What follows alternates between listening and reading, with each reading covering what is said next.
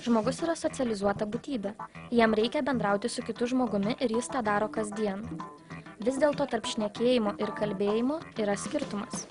Šnekėti galima apie viską arba nieką, o kalbėdami turime žinoti, kam kalbame ir kokiu tikslu tai darome.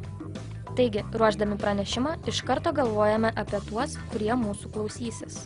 Ką patarčiau daryti? Pirmiausia, tai pažinti auditoriją, ją identifikuoti. O tai yra labai svarbu ir tai jau yra labai daug. Nes vien tai, paprasčiausi dalykai, kokio amžiaus žmonės, koks jų išsilavinimas, paskirstimas pagal lytį, kokia profesija. Tai yra, atrodo, smulkūs sudedamieji dalykai, kurie gal ir neturėtų įtakoti, bet yra labai svarbus komunikacijai. Jeigu vienos srities specialistas su kitos srities specialistu kalbės savo žodynu, liks nesuprastas. Klausytojas nesupratęs pašnekovo galiausiai pavargs ir atitols. Todėl ruošiant pranešimą svarbu nusistatyti auditoriją, o tada galima pradėti ruošti kalbą. Pirmiausia, mes turime pasirašyti vieną pagrindinę žinutę. Kaip ašį kalbos. Ką mes norime savo kalba pasakyti auditorijai. Koks mūsų pagrindinis tikslas yra. Kai tik tai mes tą nupiešim ašį, aplink ją tada mes pradedam sukti visą tematiką, visą kalbą, visą turinį, kurį mes norim pasakyti. Turinys turi būti labai įdomus. Turinėje turi būti dinamikos. Turi būti pakilimų, turi būti šiokių nukritimų. Turi būti įtampa, turi būti atpalaidavimas.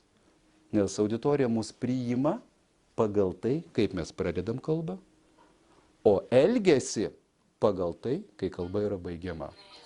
Todėl tie du dalykai yra labai svarbus. Pradžia ir pabaiga.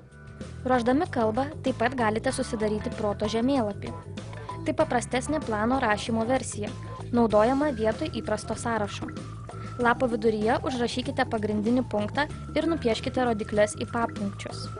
Juos rodiklėmis padalinkite į dar smulkesnes dalis. Proto žemėlapio privalumas yra tas, kad savo idėjų nereikia išdėstyti eilės tvarka. Šitaip jūs pasitelkėte kūrybiškumą ir fantaziją. Kai kalba paruošta, metas ją repetuoti. Paprastai būna kažkoks tai kartojimas, kartais bandau priešais kamerą, ta prasme yra internetinės kameros kompiuterį ir tiesiog prieš ją stoji ir žiūri pats, kaip tu tenais joje atrodai. Tai mažumėlė padeda, bent jau gali valdyti savo gestus, ką tu nori jais pasakyti.